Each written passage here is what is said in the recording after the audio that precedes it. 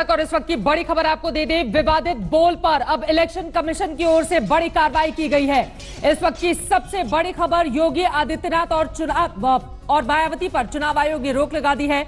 विवादित बोल पर योगी पर यह बड़ी कार्रवाई हुई है। उत्तर प्रदेश के मुख्यमंत्री योगी आदित्यनाथ, जबकि 4 बार की मुख्यमंत्री रही मायावती, इन दोनों पर ही इलेक्शन कमीशन ऑफ इंडिया की ओर से बहुत बड़ी कार्रवाई की गई है। पूरे 48 घंटे तक ये दोनों ही नेता, उत्तर प्रदेश के ये दोनों ही नेता कोई भी चुनावी रैली नहीं कर पाएंगे। विवादित बोल पर योगी और मायावती पर यह बड़ी कार्रवाई की गई है। आपको बता दें कि अली और बजरंग बली को लेकर जो बयान दिया गया था, उसके तहत योगी के चुनाव प्रचार पर 72 घंटे तक की रोक की बड़ी खबर है, यानी 3 दिनों की रोक लगा दी गई है। हिमांशु मिश्रा हमारे संवाददाता जुड़ चुके हैं ज्यादा जानकारी के साथ। बहुत बड़ी कार्रवाई हिमांशु, योगी आदित्यनाथ और मायावती के ऊपर, और क्या जानकारी देंगे आप, विस्तार से बताइए।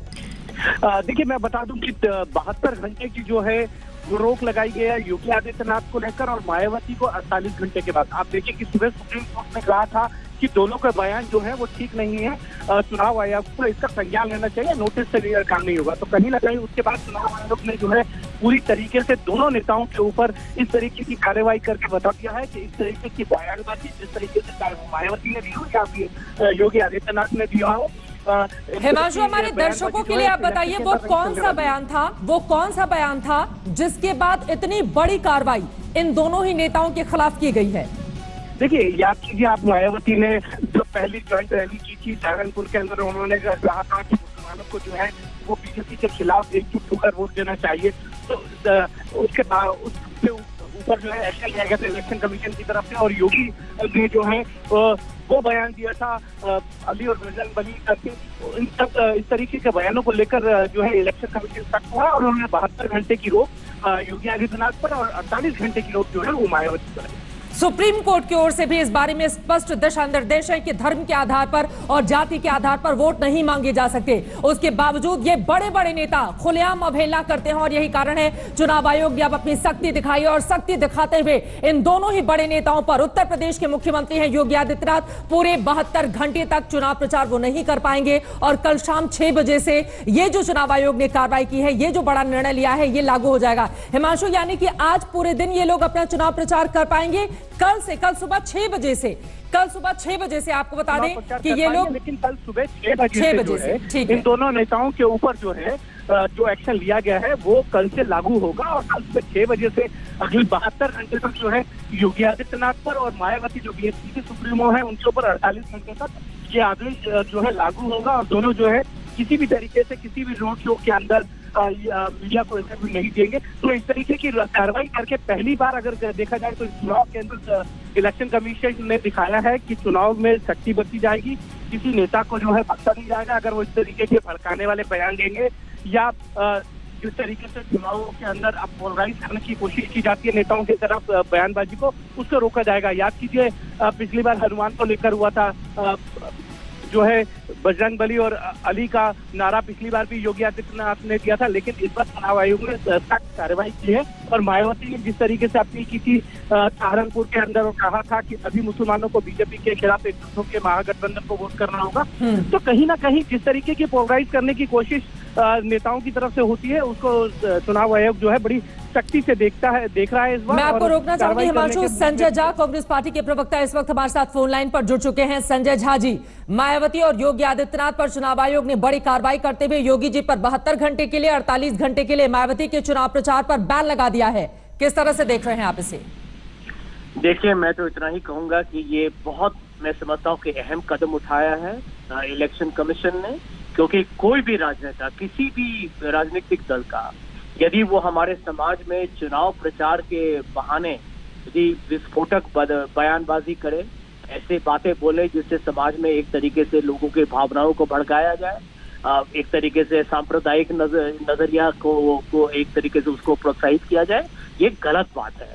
और धर्म को लेके, मजहब को लेके यदि कोई यहाँ सियासत कर रहा है या कोई ऐसी भाषा का प्रयोग कर रहा है जैसे योगी आदित्यनाथ तो लगातार करते ही रहते हैं, ये सब बिल्कुल गलत है। आपको लग रहा है कि दूसरे बाकी के नेताओं के लिए भी नजीर बनेगा ये मामला, इलेक्शन कमीशन की ये कार्रवाई?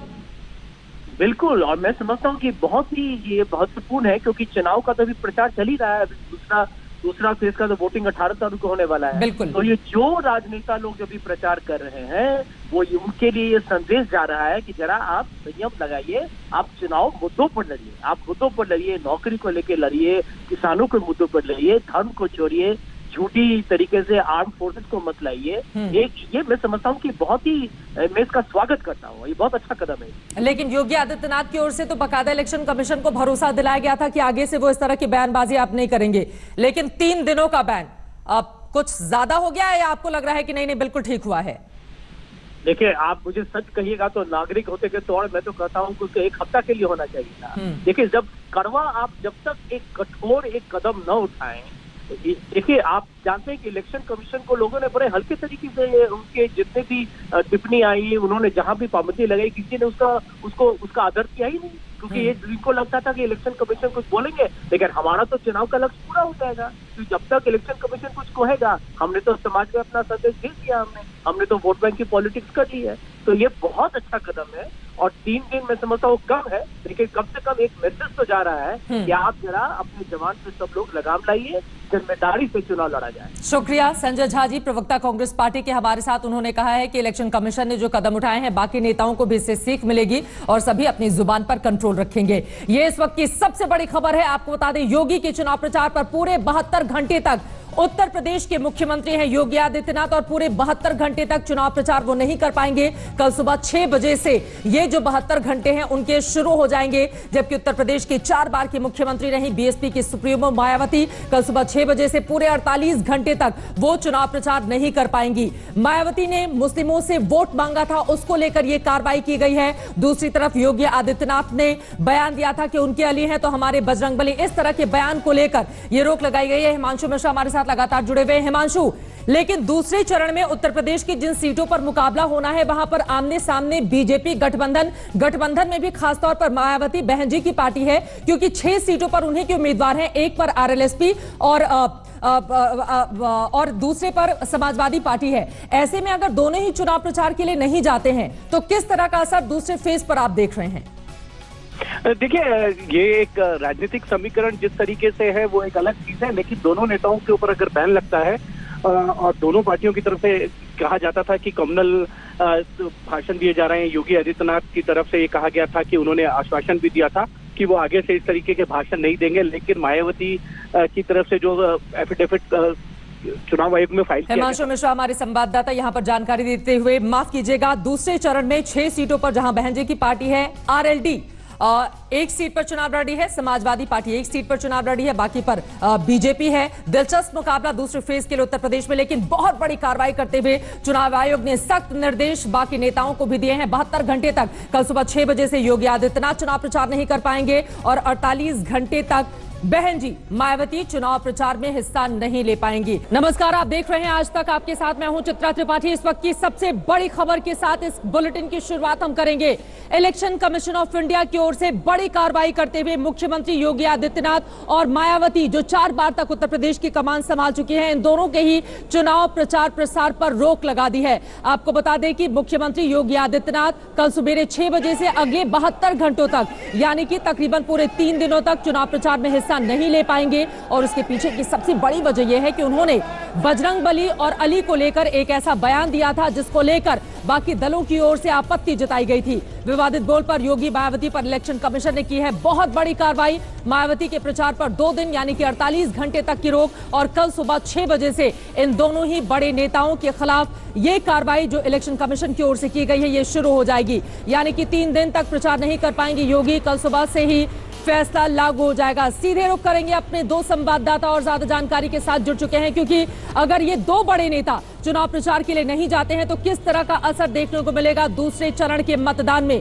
हिमांशु मिश्रा हमारे संवाददाता जुड़ चुके हैं, संजय शर्मा हमारे वरिष्ठ सहयोगी भी इस वक्त हमारे साथ मौजूद हैं। सबसे पहले हिमांशु, आपका रुख करते हुए, पूरे 72 घंटे तक योगी आदित्यनाथ कल सुबह 6 बजे से चुनाव के किसी भी कार्यक्रम में हिस्सा नहीं ले पाएंगे और क्या जानकारी देंगे आप हमें?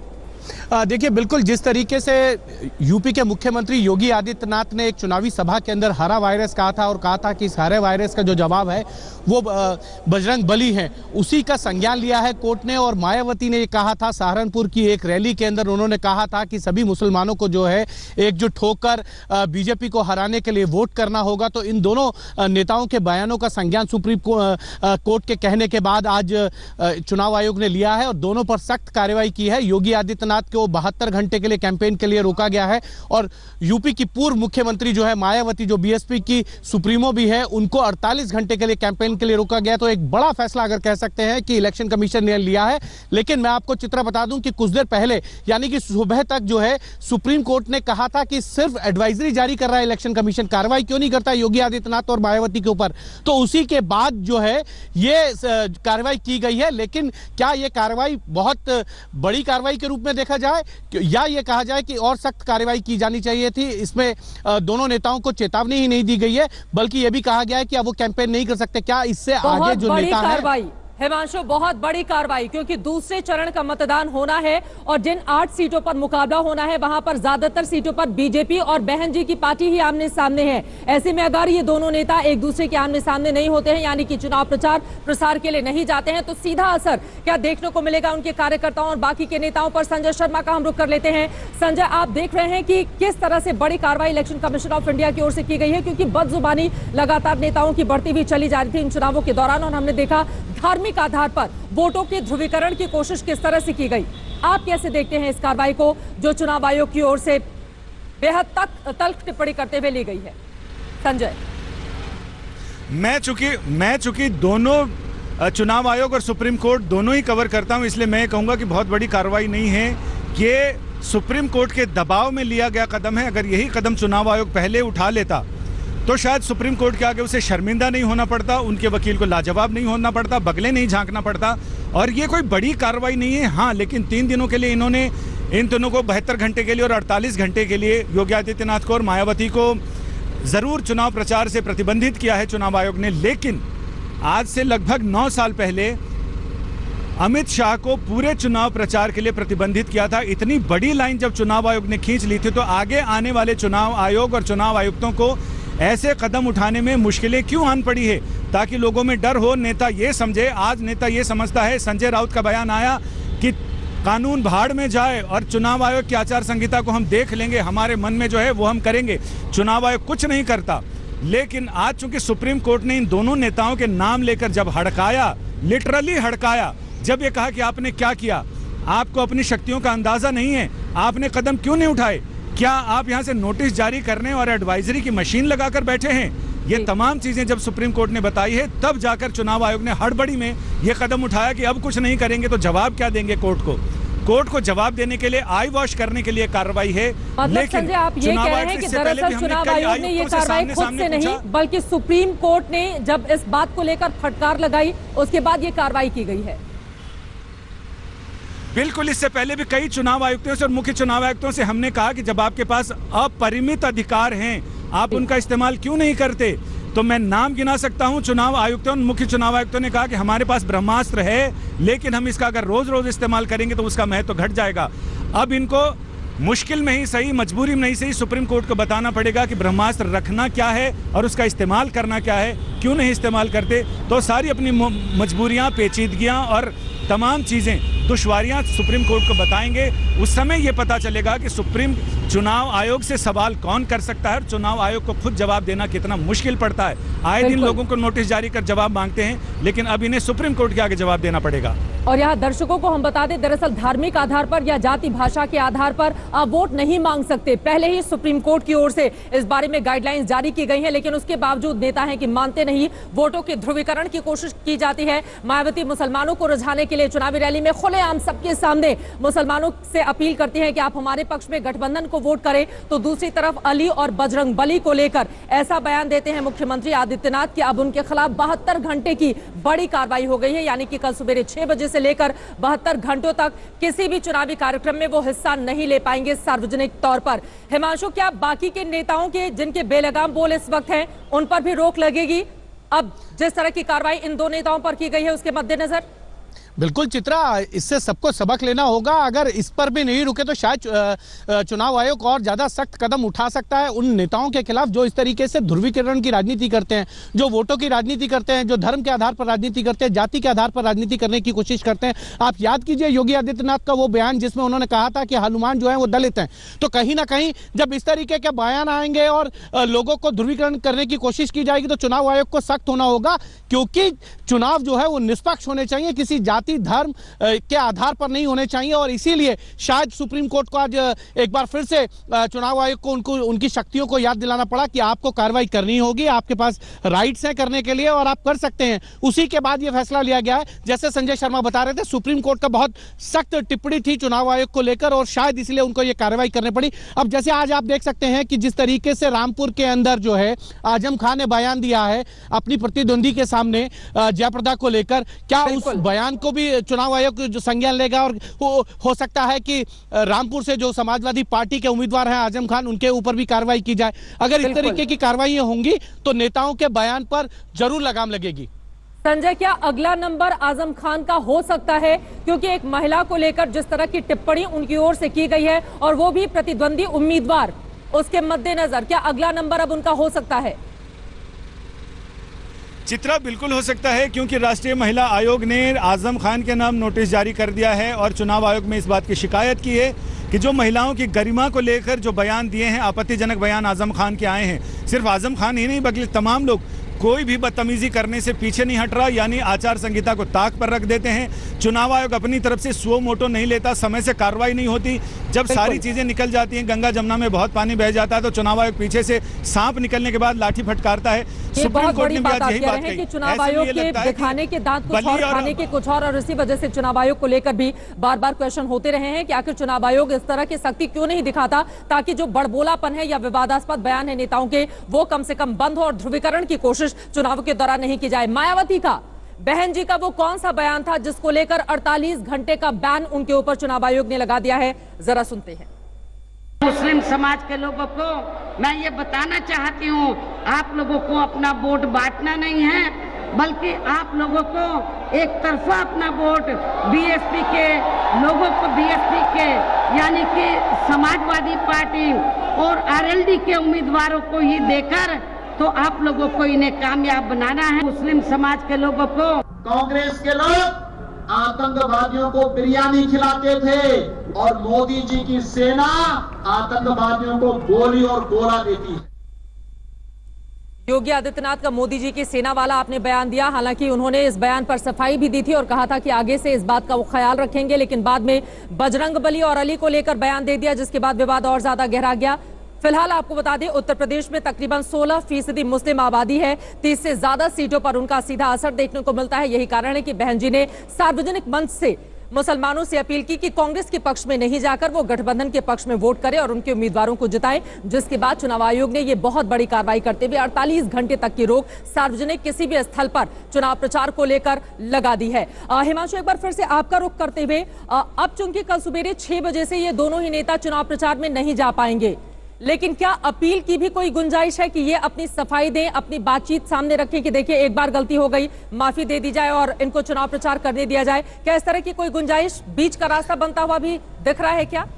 देखिए, अगर बीच का रास्ता है भी तो उसके लिए उनको अपील करनी होगी, कानूनी प्रक्रियाओं को और जांचना परखना होगा। उनकी तरफ से जो लोग इलेक्शन कमीशन को डील करते हैं वो जरूर इस कोशिश करेंगे कि माफ़ी मांग ली जाए और उनको राहत मिल जाए। लेकिन मैं आपको बता दूं चित्रा, अगर आज माफ़ी मांगेंगे तो कहीं ना कहीं कोर्ट को इस पर फैसला लेने में भी 1.5 से 2 दिन तो लगभग लगेंगे और तब तक ये कह सकते हैं कि 1.5 से 2 दिन तो ये दोनों नेता जो हैं वो चुनाव प्रचार नहीं कर सकते हैं। इसीलिए ये एक बड़ा फैसला है और इसकी कानूनी प्रक्रिया दोनों दलों की तरफ से जरूर सोची जा रही होंगी। दोनों के जो कानूनी सलाहकार हैं वो सलाह जरूर देंगे, लेकिन कह सकते हैं कि अगर आज अपील की जाएगी तो लगभग 1 से 1.5 दिन का समय जो है वो चुनाव आयोग जरूर लेगा दोनों की अपील के ऊपर फैसला करने का, और वो क्या माफ करेगा या नहीं करेगा ये चुनाव आयोग भी अपनी कानूनी सलाह लेने के बाद ही फैसला लेगा। लेकिन ये जरूर है कि कल और परसों तक ये दोनों नेता जो है लगभग चुनाव प्रचार करेंगे नहीं, चाहे वो अपील करें, और अपील का फैसला जो आएगा वो बाद में आएगा। लेकिन 2 दिन तो लगभग मेरी जो समझ कहती है वो 2 दिन तक तो ये दोनों नेता जो है चुनाव प्रचार नहीं कर सकते अपील करने के बावजूद भी। संजय, आपको जोड़ना चाह रहे हैं, संजय शर्मा।